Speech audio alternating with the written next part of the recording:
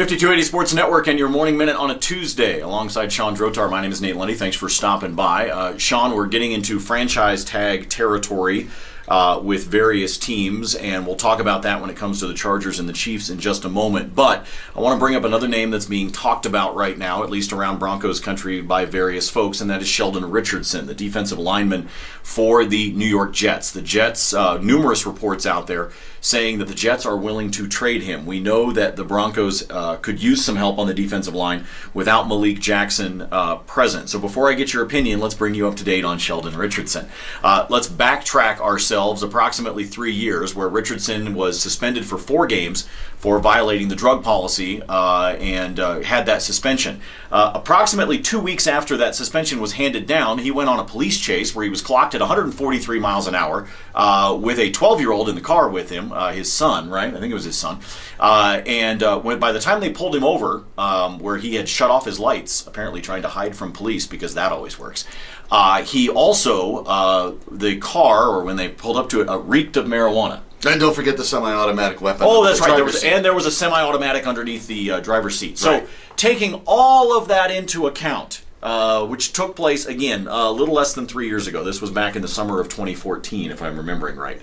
The Broncos need help at defensive line. He's got about $8 million on his contract with the Jets. So that's all you would have is a one-year rental, if you will, for him. Do you want him? Yes or no?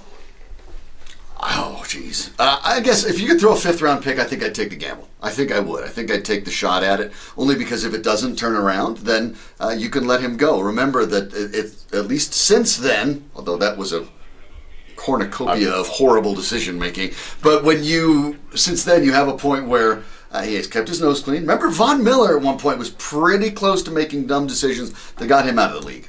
If he's grown up, then the Broncos maybe steal one. If they don't, they took a gamble, but there's no one they're going to pick in the first round that might be that impactful. Well, and let's be honest, Von Miller didn't lead CSP on a 143-mile-an-hour chase either. No.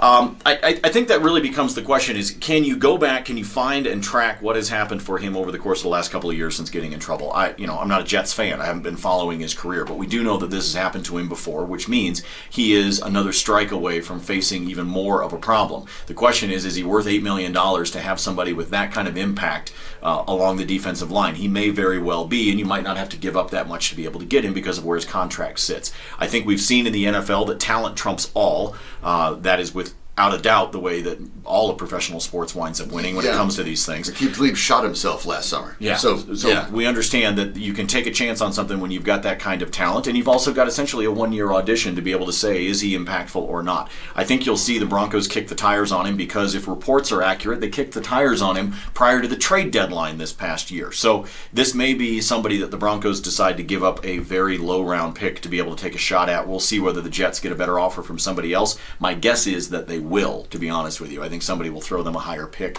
than perhaps what John Elway's willing to part with, but we will see exactly what happens. The Chiefs and the franchise tag scenario, as of when we record this on Tuesday morning, they are rapidly working on a new contract with Eric Berry to make him the highest paid safety in the league, according to Ian Rappaport at NFL Network. My prediction is they get that deal done today, Shawn, and then are able to tag Dontari Poe. Well, if that's the case, that'd be great because Kawan Short, Chandler Jones, other defensive linemen did get those franchise tags. So Dontari Poe, I think, becomes the best guy on the market if he hits. That means that if you're Kansas City, you don't necessarily want to let him go. So it makes sense. And they're throwing around the money. Remember, they signed their offensive lineman, Laurent Duvernay-Tardif, to a $42 million deal, even though they're up against the cap. So Kansas City being very aggressive in keeping their own talent as they want to defend their title. And not surprisingly, the Chargers placed the tag on Melvin Ingram. We all saw that one coming as well. So franchise tag deadline tomorrow. We'll see what happens with the Chiefs as we go into tomorrow. We'll update you on that. And of course, tomorrow we'll be talking about the NHL trade deadline as well. We'll see whether the Avalanche can make any moves. But for now, for Shawn, I'm Nate.